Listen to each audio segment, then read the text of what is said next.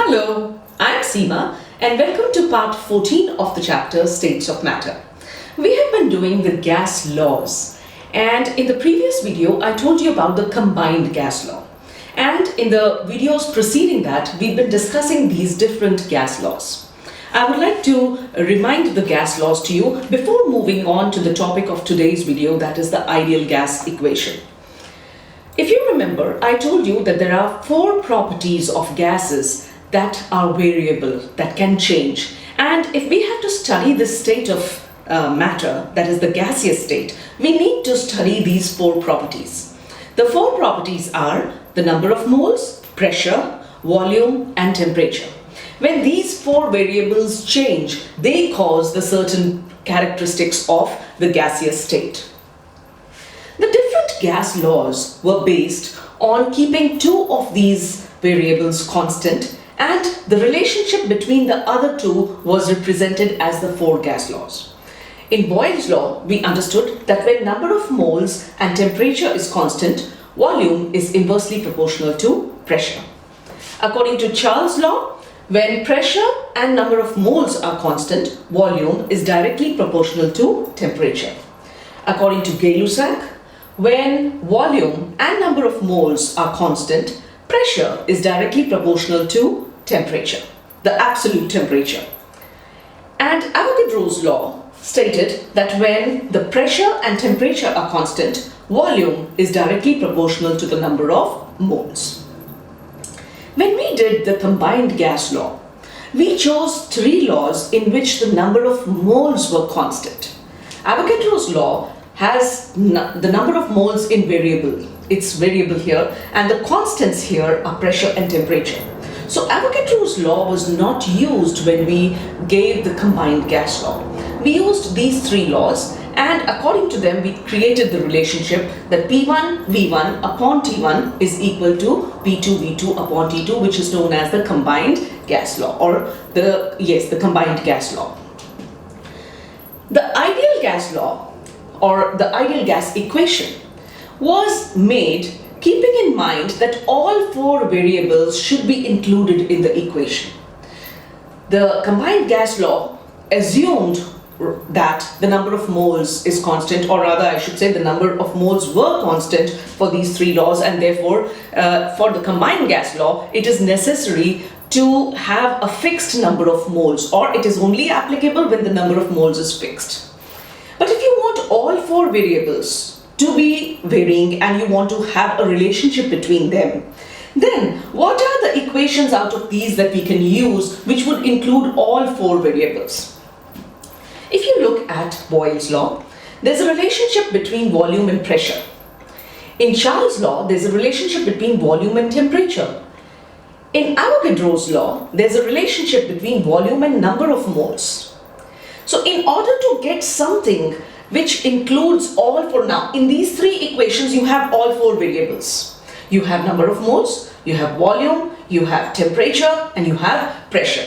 Now you might argue that this has pressure and temperature and this has volume and number of moles, so why not use these two? While actually we'll be using this, and this equation, and we'll be skipping this one, we'll be avoiding this one. So your question would be, why don't we simply use these two? Because if we use these two equations, we cannot get a relationship. Pressure and temperature are different properties. Volume and number of moles are absolutely different properties. How are you going to relate all of them with each other? In order to find that common factor that has a relationship between all four, that common factor is volume here in these three equations. If you see, volume is proportional to pressure, volume is proportional to temperature, volume is proportional to the number of moles, whether directly or inversely. So, in these three equations we find that volume has a relationship with all the other three properties. Therefore, for the ideal gas equation, these three laws, the equations of these three laws were used. These three relationships were used, and Gay-Lussac law was avoided. So now, what do we find based on these three equations? We find that volume is inversely proportional to pressure, right? we find that volume is directly proportional to temperature. So if I make this as T, it is directly proportional to temperature, and volume is also directly proportional to the number of moles.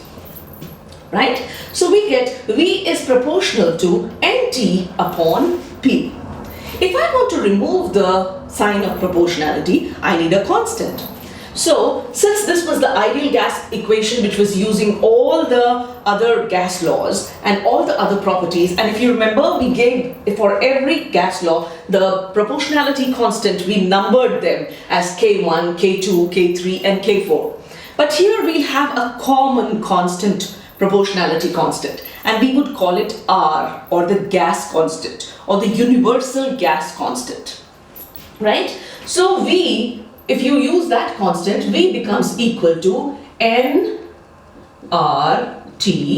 upon P, where R is the gas constant or the constant of proportionality. It is also called universal gas constant because this is a constant which would be universally applicable to every gas.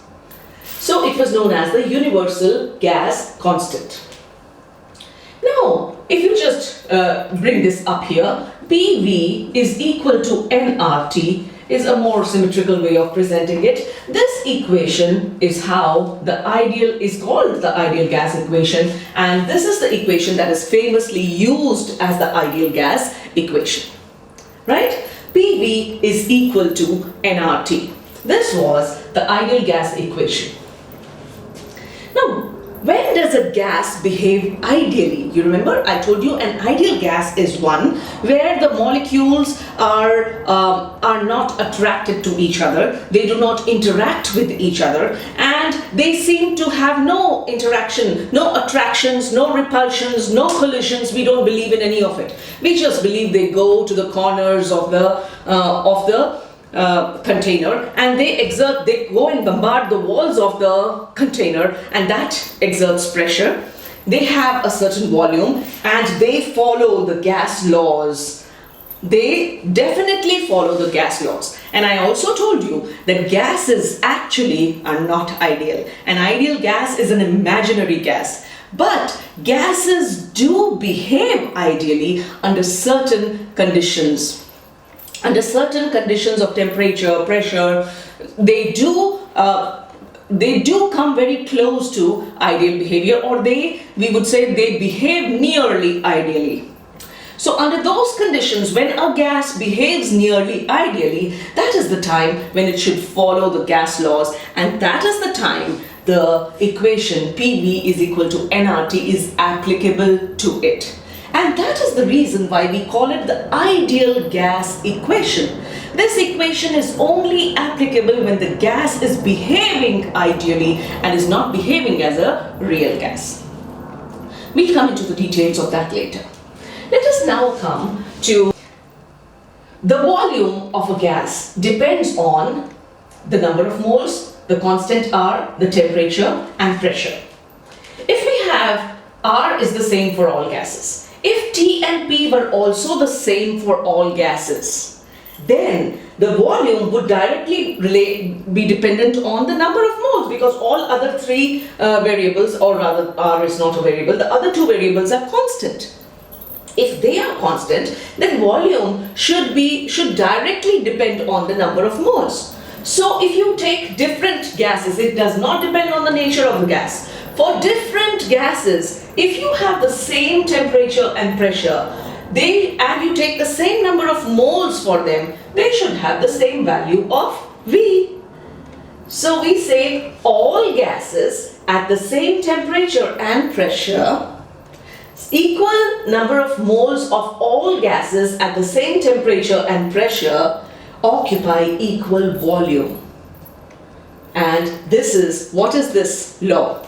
That volume is directly proportional to N. You get Avogadro's law from this equation. If we kept temperature and pressure constant, then V is proportional to N, and this becomes Avogadro's law. Now let us look at what R is.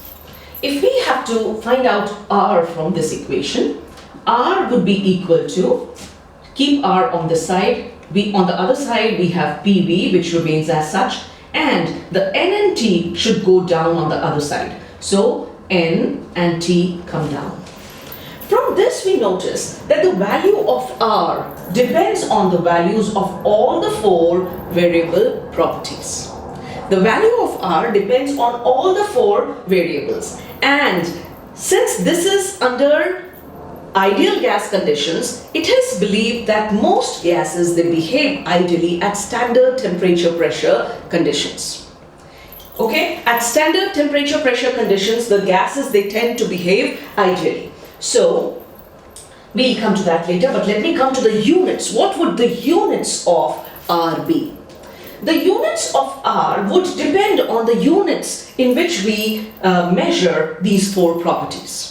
And we already know that for all gas laws, N stood for number of moles and T stands for the absolute temperature. In other words, the number of moles, the unit is always mole, and absolute temperature is Kelvin.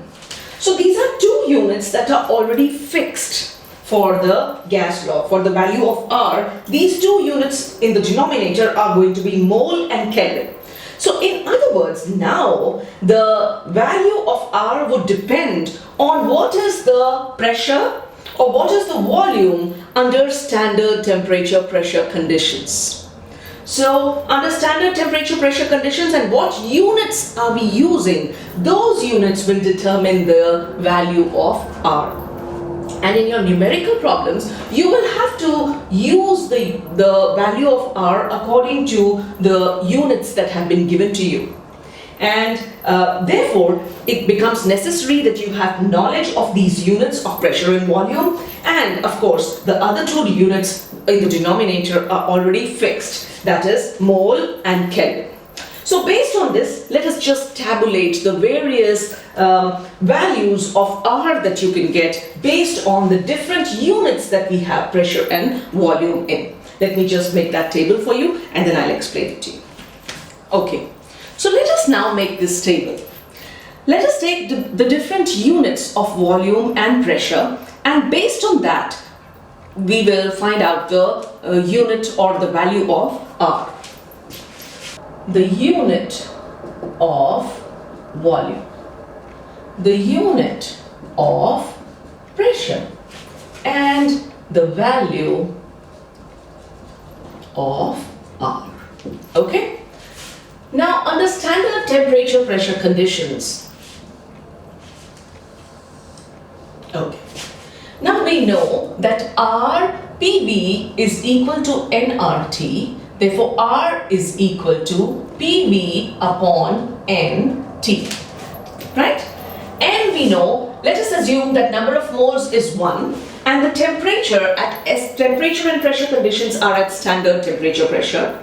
And we know that 1 mole of any gas at STP occupies what volume? If it is an ideal gas, it is 22.7 liters, right? So it occupies 22.71 liters, or if you have it in meter cube, it would be into 10 to the power minus 3, because 1 liter is equal to 10 to the power minus 3 meter cube. So based on this, we will now be putting the values of the different pressure and volume values. And the number of moles and temperature is 1 mole, and temperature at STP is 273.15 Kelvin. So these 2 values are fixed. The other 2 values are what the value of R will depend on. Right? So in the first case, the unit of V, we'll take it as liters, and the unit of pressure, we'll use it as atmospheres, right? So the pressure is in liters. We know 22.71 liters is the volume of 1 mole of any gas at STP. So temperature is 273, and at STP, what is the pressure? 22.7 is the volume, sorry, I'm writing volume first, and the pressure is 1 atmosphere. right? When you have these values, the value of R, if you calculate this, it comes out to be 0.0821. And what will the units be? Liters, atmosphere, and per mole, per degree, per Kelvin. Okay? We don't write degree for Kelvin. Per Kelvin. So this is the value of R when you take the volume in liters and the pressure in atmosphere. Let us now take it in milliliters. If we take this value in mLs and we stick on to the atmosphere, now this, if you have to turn this into milliliters, 1 liter is 1000 milliliters. So what would the value be? In milliliters, it would go up 1000 times. So this would be 82.1 milliliter atmosphere per mole per Kelvin. Do you get me? The units would change when you turn it into milliliters. Now, if we now change this and we take the value of unit of volume to be liters, but we take the unit of pressure to be a bar, because a bar is now used instead of atmosphere. So when you take this as bar, and 1 bar, you know, is slightly different from 1 atmosphere. As a result of which, the value here changes. And when the value here changes, it comes out to be 0.08314 liter bar per mole per Kelvin.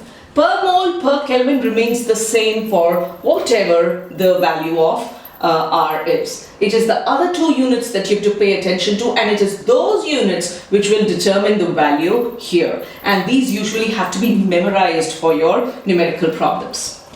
But if you understand the concept behind it, memorizing is not so difficult. Now, if you have this in milliliters and this in bars, this would again multiply by 1000. You'll get this as 83.14 milliliter bar per mole per Kelvin. Right? 83.14 milliliter bar. Now, if we take volume, instead of taking it in liters, let us take it in meter cube. And if we take pressure, instead of taking it in bar, let's take it in pascals. Now, if you say, what is Pascal? What is the relationship of Pascal to 1 bar? A Pascal is 10 to the power 5 would be in pascals. So if you take it in pascals, it will be 10 to the power 5. And if you're taking meter cube, then this would be into the liter. If you have to convert it into meter cube, it would be into 10 to the power minus 3, and the unit would become meter cube. Right? When you have this, that is 1 into 10 to the power 5 pascals, you're changing the units, and when you change these units, the value now that you get would be equal to 8.314 meter cube Pascal per mole per Kelvin. Right? Meter cube Pascal. This is also the unit. What is meter cube? Pascal meter cube is joules. So you can write this as 8.314 joules per mole per Kelvin, because Pascal meter cube is joule. If you represent this in joules, that is in terms of work, then if it is joules, you can convert joules into calories. 1 calorie is 4.18 kilojoules. So 4180, 1 calorie is equal to 4180 kilojoules. Or is it 0? It is 4184, I should say, to be specific. Okay, 4184 kilojoules. So you can convert this into calories, and if you get this in calories, then this would be equal to, what would the value be in calories? It would be 1.98. 1.98 calories per mole per calorie. Now, 1.98 is approximately equal to 2 calories per mole per Kelvin. So usually when we are using the value of R in calories per mole per Kelvin, we prefer to use the 2 to use a little approximation. But otherwise, you need to memorize all these values, and when you get numerical problems, you've got to use the proper value of R. Now this was about R. There is one more thing that I'd like to explain before I wind up this video. Using the ideal gas equation, which is again PV is equal to nRT. What is number of moles? Number of moles is whatever mass of the gas is given to you. If you divide it by the molar mass, you will get number of moles. So let us say that you get m grams of the gas, okay? M grams. So what would N be? N would be equal to m, that is the mass of the gas given in grams, upon the molar mass, right? So substitute this value here. PV is equal to m over m, where m is the mass and capital M is the molar mass, into RT. Into R into T, you could write the intus. Now, we know that mass per unit volume is density. So in some questions you'd be asked, the question would involve the value of density. So how would you relate that and use it here? So to get that, to come to density, let us now move the V down here, mass per unit volume. So P would be equal to, M should come up here now. So MP is equal to mass upon volume RT, right? Mass per unit volume is density. So we'll write that MP is equal to DRT. This is also a commonly used equation in your numerical problems. Or you could say that molar mass would be equal to DRT, if you have to calculate the molar mass, upon the pressure. So this is an equation where you're using density. So this was ideal gas equation and how we use it, how we change it, how the different values of R are required, under what conditions do gases behave as ideal gases, and under those conditions they follow all the gas laws. So this was about ideal gas equation. In the next video, we'll try and solve a few numerical problems based on ideal gas equation. If you found this video helpful, I'd appreciate if you give it a thumbs up, subscribe to my channel, share the videos with your friends, and please keep returning for more videos in chemistry. Thank you for watching, and bye-bye for now.